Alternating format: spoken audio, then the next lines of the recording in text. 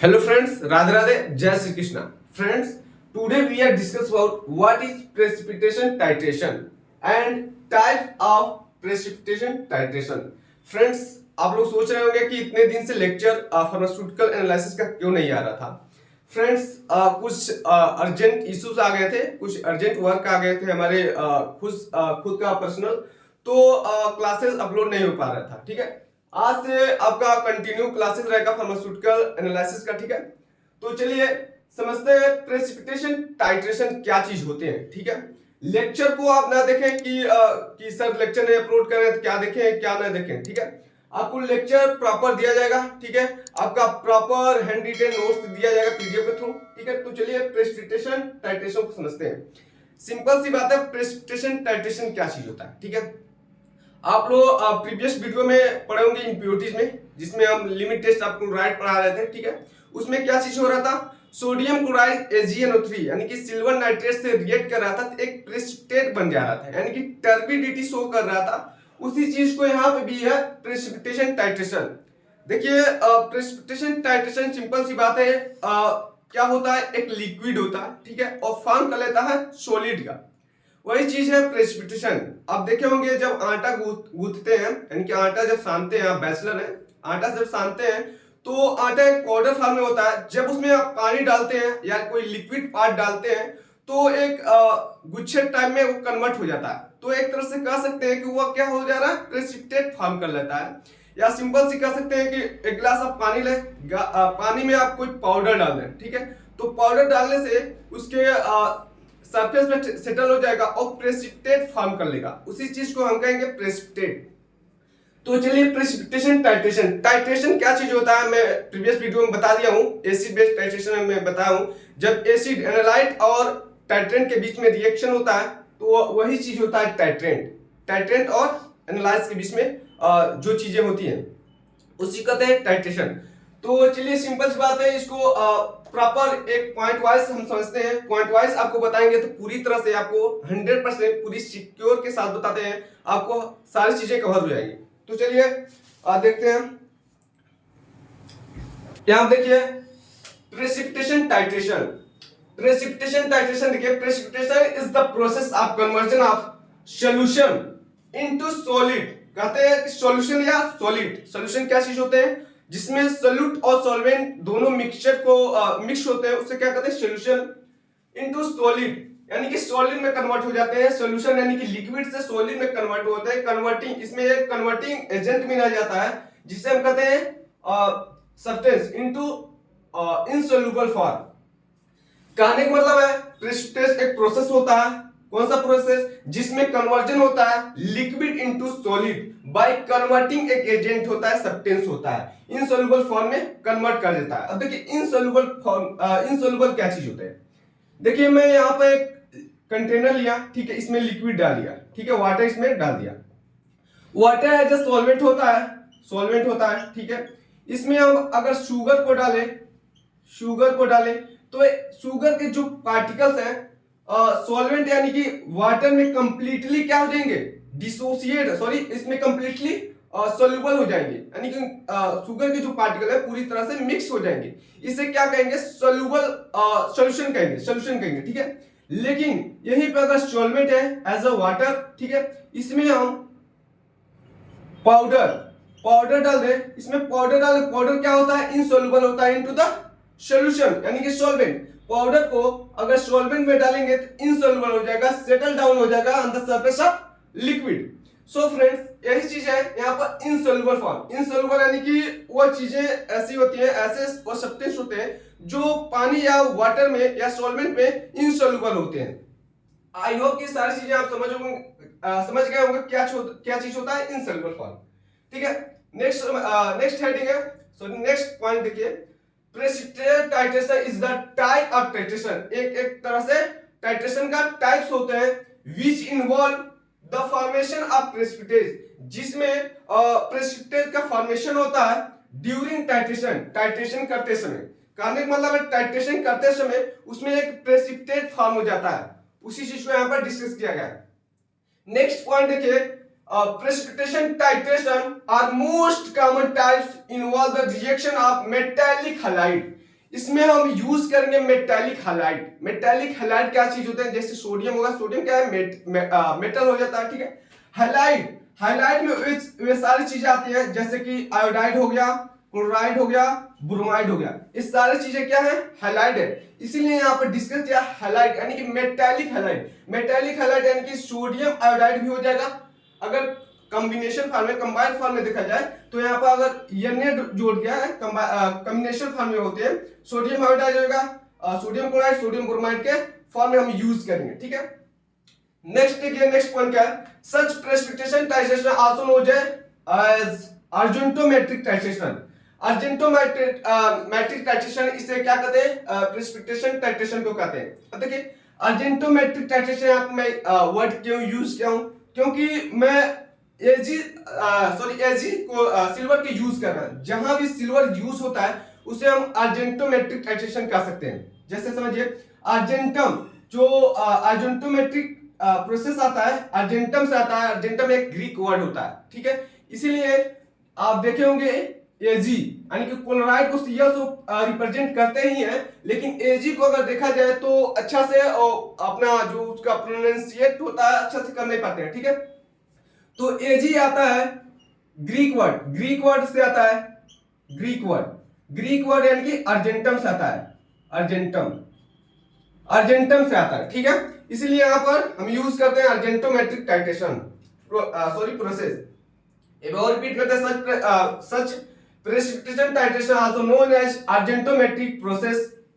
अब देखिए यहां पर क्या चीज होते हैं? जैसे मेटालिक हैलाइड में बताया आपको, पोटेशियम क्लोराइड हो जाएगा, AgNO3 से रिएक्ट कराएंगे यानी कि AgNO3 क्या चीज होते हैं?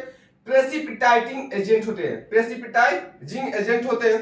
ये रिएक्ट करते हैं तो AgCl यानी कि सिल्वर क्लोराइड बनता है जो कि प्रेसिपिटेट हो जाता है, इनसॉल्युबल फॉर्म बना लेता है और पोटेशियम नाइट्रेट यहां फॉर्म कर देता है. अब देखिए प्रेसिपिटेशन टाइट्रेशन अगर आप परफॉर्म कर रहे हैं अपने लेबोरेटरी में, आपके कॉलेज में अगर परफॉर्म कराया जा रहा है प्रेसिपिटेशन टाइट्रेशन को, तो आपको कुछ रिक्वायरमेंट होना चाहिए कि क्या रिक्वायरमेंट होगा तो आपका प्रेसिपिटेशन टाइट्रेशन फॉर्म होगा, ठीक है. यहां देखिए रिक्वायरमेंट फॉर प्रेसिपिटेशन टाइट्रेशन. अब देखिए the precipitation titration must be practically insoluble. मैं बता रहा हूं जो भी चीजें अगर आप प्रेसिपिटेशन टाइट्रेशन अगर परफॉर्म कर रहे हैं तो जो भी पार्ट आप यूज कर रहे हैं यानी कि सॉल्यूट का जो भी पार्ट आप यूज कर रहे हैं वो इनसॉल्युबल होना चाहिए सॉल्यूशन में या लिक्विड में. वही चीज यहाँ पे प्रैक्टिकली इनसॉल्युबल होना चाहिए. The precipitation reaction should be rapid. जब आप प्रेसिपिटेशन टाइट्रेशन यूज कर रहे हैं तो जो भी रिएक्शन प्रेसिपिटेशन टाइट्रेशन का जो भी रिएक्शन आप परफॉर्म कर रहे हैं वो रैपिडली हो यानी कि तेजी से, फास्ट हो, स्लो ना हो, ठीक है. It must be possible to detect the equivalence point during the titration. कहने का मतलब आप प्रेसिपिटेशन टाइट्रेशन यूज कर रहे हैं, ठीक है, परफॉर्म कर रहे हैं तो पॉसिबल होना चाहिए इक्विवेलेंस पॉइंट. इक्विवेलेंस पॉइंट को अच्छे से डिटेक्ट कर ले, ये पॉसिबल होना चाहिए. अदरवाइज आपका एंड पॉइंट ही नहीं मिलेगा. पॉसिबल नहीं होगा इक्विवेलेंस पॉइंट तो कहां से आपका एंड पॉइंट होगा? या फिर एंड पॉइंट ही डिटेक्ट ना कर पाए तो क्या आपका प्रेसिपिटेशन टाइट्रेशन या सही है. देखिए माइक गिर गया, थोड़ा डिस्टर्बेंस फील होगा बट कोई बात नहीं. अगर आपका इक्विवेलेंस पॉइंट ही डिटेक्ट ना कर पाए अर्थात एंड पॉइंट ही डिटेक्ट ना कर पाए तो क्या आपका प्रेसिपिटेशन टाइट्रेशन या एसिड बेस टाइट्रेशन या नॉन एक्वस टाइट्रेशन क्या आप डिटरमाइन कर पाएंगे? नहीं कर पाएंगे मेरे यार. इसलिए एंड पॉइंट या इक्विवेलेंस पॉइंट को आना बहुत ही इंपॉर्टेंट होता है. कोई भी टाइट्रेशन आप परफॉर्म कर रहे हैं तो इसलिए एंड पॉइंट आना बहुत ही इंपॉर्टेंट हो जाता है आपका कोई भी टाइट्रेशन आप परफॉर्म कर रहे हैं तो. ये चीज हो गया. प्रेसिपिटेशन टाइट्रेशन क्या चीज होता है उसका मैं इंट्रोडक्शन पूरी तरह से इंट्रो करा दिया है, ठीक है. इसमें क्या चीज हम क्या प्रोसेस यूज करेंगे, क्या रिक्वायरमेंट होगा कि आप प्रेसिपिटेशन टाइट्रेशन को अच्छा से डिटरमाइन या डिटेक्ट कर पाएंगे, ठीक है. ये चीज हो गया. अब देखिए टाइप्स ऑफ प्रेसिपिटेशन टाइट्रेशन यानी कि यहां पर पीपीटी लिखा. पीपीटी का मतलब होता है प्रेसिपिटेशन टाइट्रेशन, प्रेसिपिटेट होता है, ठीक है. यहाँ पर टाइप्स ऑफ प्रेसिपिटेशन टाइट्रेशन तीन तरह से आएंगे, जैसे कि तीनों में प्रेसिपिटेट बनेगा, बट अलग अलग साइंटिस्ट आए, अपना अपना रूल दिए। कोई मोहर्स भैया है, कोई फजांस भैया एंड बुलार्ड मैथड, यानी कि अलग अलग भाई साहब आए और अपना अपना थ्योरीज दिए कि नहीं सर ऐसे परफॉर्म होगा, यानी कि हमारा जो प्रेसिपिटेट ऐसे परफॉर्म कर रहा है। ये आए कुछ अपना डिस्कवर किए, कहे कि नहीं भैया प्रेसिपिटेट बनेगा बट ऐसा प्रेसिपिटेट बनेगा, ठीक है। बुलार्ड मैथड आए, कहे कि नहीं आप लोग का थ्योरीज हमें समझ नहीं आ रहा, मैं अपना खुद का थ्योरी बनाऊंगा, खुद का प्रेसिपिटेशन टाइट्रेशन करूंगा, और इन्होंने आया तो कुछ और अपना थ्योरीज दिया। देखिए इनका अलग अलग थ्योरीज क्या है। Mohr's method, formation of coloured precipitate at the end point, कहने का मतलब है जब कलर्ड फॉर्मेशन हो जाएगा, कलर्ड प्रेसिपिटेट बन जाएगा, तो आपका एंड पॉइंट शो कर देगा, यानी कि जब कलर्ड प्रेसिपिटेट बनेगा तो आप जान जाएगा कि हाँ यही एक एग्जैक्ट एंड पॉइंट है, ठीक है। तो इसमें मोहर्स मेथड में देखा जाएगा, पूरी डिटेल के साथ आगे के वीडियो में पढ़ाया जाएगा। तो चलिए अब डिस्कस करते हैं मोहर्स मेथड, देन अगला जो नेक्स्ट टॉपिक आएगा, पार्ट आएगा पार्ट 2, उसमें हम पूरी डिटेल के साथ Fazan method and Bullard method को डिस्कस करेंगे। तो चलिए समझते हैं क्या चीज होता है मोहर्स मेथड। तो फ्रेंड्स आप लोग समझ चुके हैं इंट्रोडक्शन ऑफ प्रेसिपिटेशन टाइट्रेशन का, ठीक है। अब प्रेसिपिटेशन टाइट्रेशन तीन साइंटिस्ट आए, अपना अपना अलग अलग थ्योरीज दिए, अलग अलग प्रिंसिपल दिए। तो चलिए इसमें क्या मोहर्स मेथड क्या चीज क्या है, क्या इन्होंने अपना प्रेसिपिटेशन टाइट्रेशन में इनका क्या भूमिका रहा है, तो चलिए इनके बारे में थोड़ा डिटेल पता कर लेते हैं, ठीक है। आइए देखिए यहाँ पर मोहर्स मेथड, इसके पॉइंट वाइज आप समझेंगे तो काफी बेहतरीन के साथ समझ सकते हैं, ठीक है। तो आइए पॉइंट वाइज डिस्कस करते हैं। The first time it was developed by Karl Friedrich Mohr's in 1856, कहने का मतलब है ये जो मोहर्स मेथड है ये कब डेवलप हुआ था और किसके द्वारा डेवलप हुआ था। देखिए कार्ल फ्रेडरिक मोहर्स के द्वारा यह डेवलप हुआ था और 1856 में डेवलप हुआ था, ठीक है। इसके पॉइंट वाइज डिस्कस कीजिए। देखिए मोहर्स मेथड क्यों हम यूज करते हैं, ठीक है। मोहर्स मेथड कैसे यूज करते हैं, देखिए डिटरमिनेशन ऑफ क्लोराइड आयन की कंसंट्रेशन हमको फाइंड आउट करना हो कि कोनिकल फ्लक्स में कितनी मात्रा में concentration of chloride ion present है, ठीक है, उसी को हम डिटरमाइन करेंगे, इसलिए हम यूज करते हैं मोहर्स मेथड। मोहर्स मेथड यही आपको बताता है। देखिए determination of the chloride ion concentration of solution bye titration with silver nitrate, कहने का मतलब है डिटरमिनेशन हम करते हैं किसका, क्लोराइड आयन की कंसंट्रेशन ऑफ सॉल्यूशन में, किसके द्वारा, titration with silver nitrate. Silver nitrate एक तरह से प्रेसिपिटाइजिंग एजेंट के थ्रू उसको यूज करते हैं, यानी प्रेसिपिटाइजिंग एजेंट उसमें यूज करते हैं, कौन सा, सिल्वर नाइट्रेट। तो हमको फाइंड आउट हो जाता है कि कितनी मात्रा में concentration of chloride ion present है, ठीक है। Potassium chromate is used as indicator, potassium chromate इसमें यूज करते हैं एज ए इंडिकेटर, इसका K2CrO4 इसका केमिकल फार्मूला होता है, ठीक है। देखिए इसके प्रिंसिपल को समझिए, इसके प्रिंसिपल को आप समझेंगे तो काफी बेहतरीन तरीके से आप समझ सकते हैं, ठीक है। इसके प्रिंसिपल को देखिए, this method involve the titration of silver nitrate against halide in neutral solution using 2% of solution of potassium chromate as a indicator. कहने का मतलब है हम सिल्वर नाइट्रेट तो यूज करेंगे लेकिन अगेंस्ट किसके, हाइलाइट के, इन न्यूट्रल सोल्यूशन में, न्यूट्रल सोल्यूशन हम यूज करेंगे, ठीक है। सिल्वर नाइट्रेट को रिएक्ट करेंगे हाइलाइट से तो न्यूट्रल सोल्यूशन हम यूज करेंगे, और देखिए 2% हम यूज करेंगे solution of potassium chromate as a indicator, ठीक है। ये सारी चीजें जितना हम बता रहे हैं उतना बस समझते चलिए, आगे आप लास्ट तक देखेंगे तो पूरी वीडियो आपको अच्छा से समझ आएगा, ठीक है। The end point is marked by the appearance of brick red colour, जब एंड पॉइंट आएगा तो मार्क्ड हो जाएगा appearance of brick red colour, red colour आपको शो होने लगेगा, रेड कलर प्रेसिपिटेट शो होने लगेगा। Due to the formation of silver chromate and silver chloride, यानी कि फॉर्मेशन होने के कारण, यानी किसका फॉर्मेशन, silver chromate and silver chloride. अब देखिए इसके कुछ केमिकल जो रिएक्शन हो रहे हैं, कैसे हो रहे हैं, क्या प्रोसेस है, ये जो मोहर्स मेथड है या बुलार्ड मेथड है या फजांस मेथड है, 2 स्टेप में कवर होती है, ठीक है। पहला स्टेप देखिए कैसे कवर होगा। ड्यूरिंग टाइट्रेशन, टाइट्रेशन करते समय देखिए हम एक ब्यूरेट लेते हैं। ब्यूरेट क्या होता है, ब्यूरेट स्टैंड लेते हैं। ब्यूरेट स्टैंड क्या करता है, ब्यूरेट को कस के पकड़ के रखता है, ठीक है। नीचे हम कोनिकल फ्लास्क लेते हैं जिसका कंसेंट्रेशन हमको अननोन होता है, ठीक है। अननोन यानी कि उसका कंसेंट्रेशन हमको पता करना होता है, उसका पता नहीं होता, ठीक है। इसे हम कहते हैं अनलाइट, ठीक है। इसे टाइट्रेंट भी कह सकते हैं। एसिड बेस टाइट्रेशन हम पूरी डिटेल के साथ आपको बताएं, ठीक है। ऊपर के पार्ट को, ब्यूरेट वाले पार्ट को हम टाइट्रेंट कहते हैं जिसका कंसेंट्रेशन हमको नोन होता है, ठीक है। अब देखिए यहां पर रोल क्या होता है, AgNO3 को ऊपर तो हम भरते हैं, ठीक है। नीचे कोनिकल फ्लास्क है, कोनिकल फ्लास्क में हम Cl माइनस आयन को यानी कि सिल्वर आयन को, क्लोराइड आयन को वहां पर रखते हैं, ठीक है। अब क्लोराइड आयन कहां से आएगा, क्लोराइड आयन हमारा आएगा साल्ट से। साल्ट का केमिकल फॉर्मूला NaCl होता है, NaCl होता है। NaCl कोनिकल फ्लास्क में रख देंगे, ठीक है। अब देखिए AgNO3 को ड्रॉप वाइज, स्टॉपर है, ये स्टॉपर है,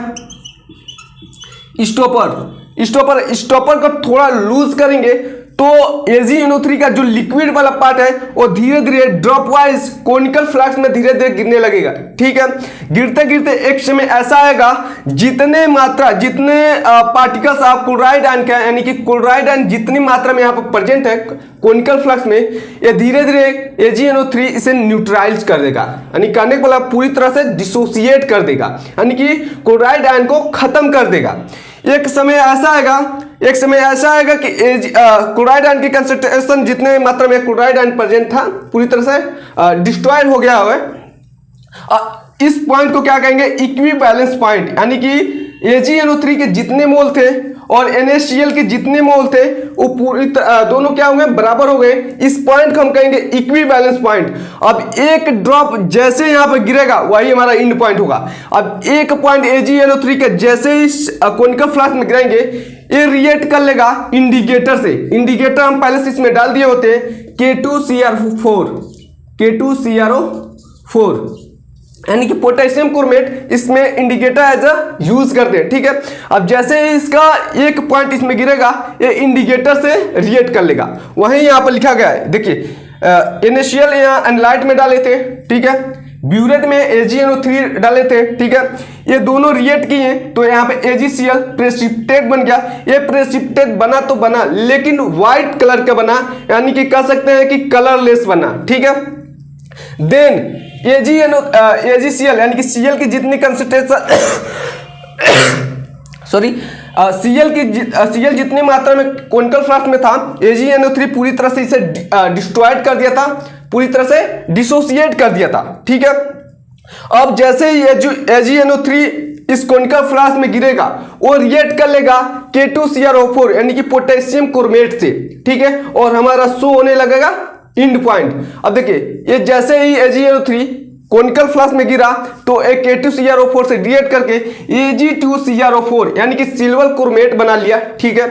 सिल्वर क्रोमेट और पोटेशियम नाइट्रेट यहाँ बना लिया। Silver chromate red colour precipitate होता है, रेड कलर प्रेसिपिटेट होता है। वो यहाँ पर क्या होगा, सेटल डाउन हो जाएगा, ऐसे यहाँ पर प्रेसिपिटेट बन जाएगा, रेड कलर का प्रेसिपिटेट होने लगा, इंडिकेटिंग और इंडिकेट करने लगेगा इंड पॉइंट।